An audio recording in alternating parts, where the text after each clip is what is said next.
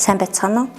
Өнөөдрийнхөө сургалтаар тууз хавтангаар загварчлах хичээлийг TED-ийнхээ буюу тодорхой дүрслэл хийсвэрлэлийн аргаар зааж болох элчит хичээлийн нэгэн санааг хуваалцъя.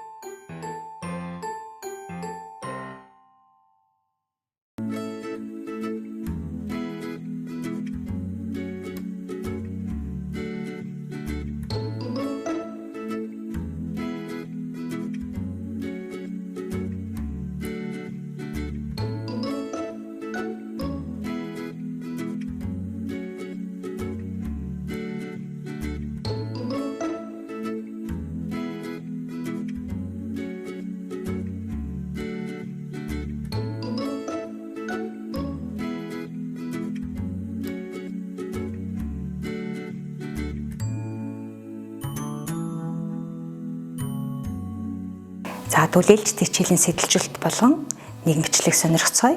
Хоёр хүүхэд гэртээ технологийн хичээлийн даалгавраа хийцүүлээ.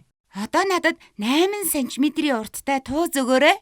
Өө, би 3 см урттай тууз зурчихсан байна. Яаж 8 болгох вэ? Эсвэл шинээр зураад өгөх юм уу?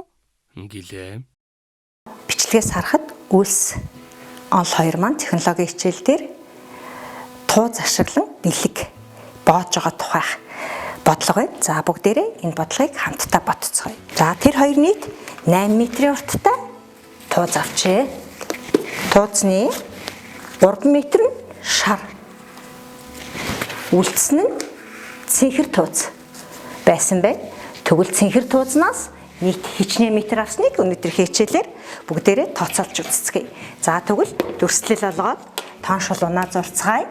За 8 метрээ төлөөлөөд 8 см тоон шулуун зуръя. За тоон шулууныхаа хуваарийг 1 см-ийн зайтайгаар зуръя.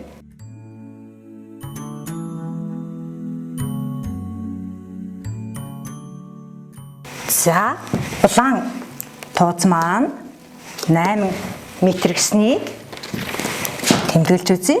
За 8 м байсан байна. За мөн шар нь 3 м гэсэн мөн шарангийн туузаар тэмдэглэлээ. За тэгвэл үлдсэн нь одоо хичнээн туузны маань урт 8 м-ээс мэдэгдэж байгаа шарыг аслаа. Тэгвэл бүгдээрээ тоон шулуун дээрээ тэмдэглээ тоолоод үзье. За 1 2 3 4 5 алхам буюу ялгуур нь 5 гарсан байна. За тэгвэл нийт тууз маань 8 м урттай байснаас шар нь 3 м байсан бол үлдсэн нь цэнхэр өнгийн тууз байсан бол цэнхэр өнгө нь 5 м байсан байна гэдгийг бид нэр тоон шулуун дээрээ хялбархан тооцоолоод бодож болох юм байна. Бүгдээрээ шалгаад үзье. Цэнхэр тууз маань 5 м байсан болвол түүн дээрээ шар туузныхаа уртыг нэмье. Тэгвэл нийт туузны маань хэмжээ хэд гарч байна? 8 м гарлаа. За тэгвэл бас дахиад шалгаж үзье. Нийт 8 м туузнасаа цэнхэр туузныхаа хэмжээг хасахаар анх байсан шар туузны маань хэмжээ гарч байна. За хоёр дахь бодлогоо бодъё. Хоёрдугаар бодлого. За хүүхдүүд аялалд явж байтал цөөрөмд 4 нугас байлаа.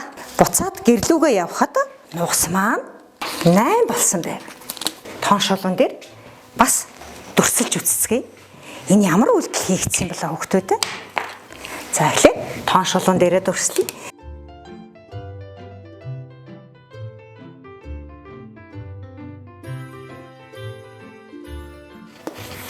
Анх байсан 4 нугсыг өгшин тэмдэглэе. Ягаанаар тэмдэглэж. Буцаад эргээд явсан чинь нугасны хэмжээ 8 болжээ. За тэгвэл нугас маань яасан бэ? Нэмэгдсэн бэ? Ямар үйлдэл хийгдсэн бэ? Анх байсан нугасныхаа тоог 1-р нэмэгдэх хүн гэж авъя. 4-ийг хэдээр нэмэгдүүлсэн? Нэмэгдүүлсний дараа 8 гарчээ. Яаж болох юм бол? Зүйтэй нийт 8 см-ийн урттай тоон шулуун зурсан. Түүнээсээ бид нар анх байсан 4. Энүүгээ яаж нэмэгдсэнийг харцгаая. Анх байсан 4-өөсөө нэг чирчмээр төлөөлүүлэн үцэцгээе. Хичнээн нэг чирчмээр агсан байгааг харъя.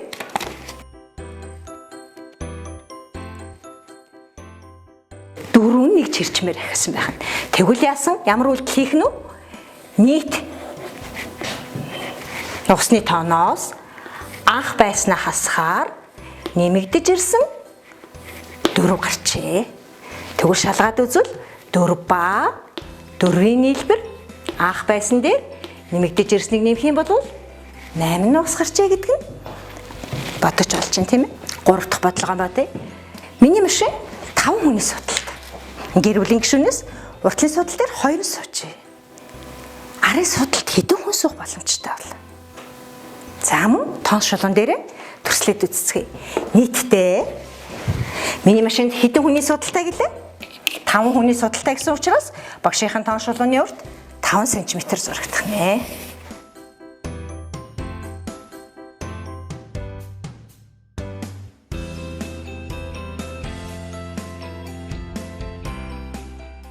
Урт талын суудал дээр 2 хүн сууж болно гэсэн. Тэгвэл арын суудал дээр хичнээн хүн сууж болохыг харъя. Ингэж харагдаж байна. За тэгвэл нэгж тоон шулуунаараа хэмжээд үзье. 1 2 3. Математик өчр болгоод тэмдэглээд бичиж. За нийт машины суудал дээр суух хүний тоо 5 байсан. Түүнээс уртлын судал дээр 2 суун гэсэн.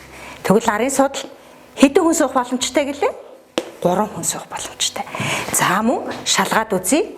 Арын судал дээр суух боломжтой 3 хүн дээр уртлын судал дээр суух боломжтой 2 хүнийг нэмэхээр нийт машины зорчигч багтаах тоон 5 хүний судалтай байх нь байна. За шалгаж үзье. Нийт 5 хүний судалтайгаас арын судал дээр сууж байгаа 3 хүний асах юм бол уртлын судал дээр суух 2 хүний тоо гарч болох нэ. 4 дахь бодлогоо тий. Миний төрөвчөнд 700 төгрөг байлаа. 1 2 3 4 5 6 700 төгрөг байлаа. Би 1000 төгрөгтэй болохын тулд 100-ын дэвсгэрт дахиад хэдэн ширхэг хэрэг болох вэ? За мөн тоон шулуунаа ашиглаад зуръя. Тоон шулуунаа ашиглаад зурхдаа эхлээд 1000 төгрөг гэдэг маань хэдэн ширхэг 100 төгрөгтэй тэнцэх юм бол 10 ширхэг 100 төгрөг. Тэгвэл одоо багшд нь 7 байна. Тэгвэл бүгдээрээ тоон шулуун дээр дүрсэлж үцэцгээе. 10 ширхэг байхын тулд тоон шулууны маань урт 10 см байх нь байна.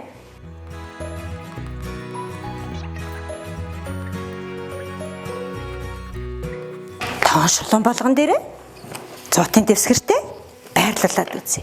Надад байгаа маань 1 2 3 4 5 6 7 байна гэсэн. За тэгвэл одоо 1000 болохын тулд надад хэд хэрэгтэй байгааг яаж тооцоолж болох вэ? Мөн нэг чирчмийн урттай тууцаа тавиад үзье. Хэдэн ширхэг тууц тавьж төлөөлүүлж тавьж болж байгааг харъя. 2 3. За тэгвэл биднэрт хэдэн ширхэг дутуу байсан байх нь? 3 ширхэг дутуу байсан байх нь. За тэгвэл бодолт хийхийн тулд яаж бодож болох вэ? За нэгдүгээрт нь бид нар 100 төгрөгүүдээ 7 удаа дараалуулан нэмж болно. Тийм ээ? Тэгвэл яах юм? 700 гарна гэсэн.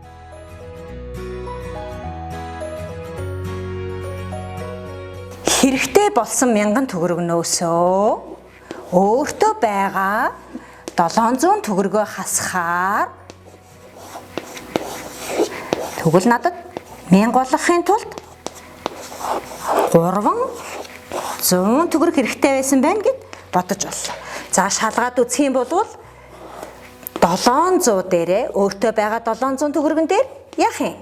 Нэмж авж байгаа 300 төгрөгөө нэмэхэд нийт би хэдэн төгрөгтэй болох юм? 1000 төгрөгтэй болж байна гэж бодож болох нэ. 5 дахь бодлого бодуулъя. 4 мод байсан. За түүнийг би нэг хэсэг модоор нэмэгдүүллээ. Нийт модны тоо 10 боллоо. 4-ийг ямар нэг тоогоор нэмэгдүүлэхэд бүх модны тоо 10 болсон гэсэн. За өөрөөр хэлбэл 4-ийг хэдээр нэмэгдүүлвэл 10 гарч байгаа юм бэ? Гэдгийг тооншуулуун дээрээ тоолж үзлээ. Нийлбэр 10-аас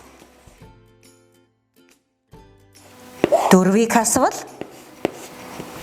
2 дугаар нэмэгдэх хүн буюу 6-аг нэмж тарьсан байна гэдг нь гарч байна. Шалгаад үзье. 4-ийг 6-гаар нэмэгдүүлвэл 10 гарч байна. Бодит зүйл дээр тоолох ажлаа хийгээд аль нэг гишүүнийг илэрхийлэхдээ тууз ба хавтангаар төлөөлөн мөн тоон шулуун ашиглан хамтарч бодцоолоо.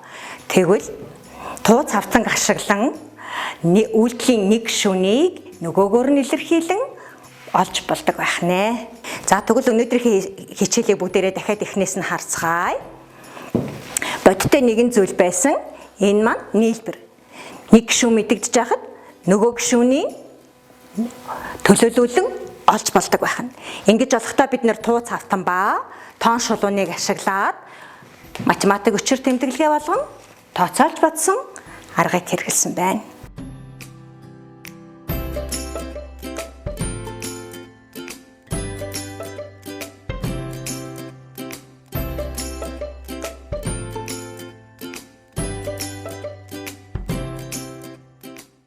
Өнөөдрийн хичээл үгээр өндөрлж байна. Анхаарал хандуулсанд баярлалаа.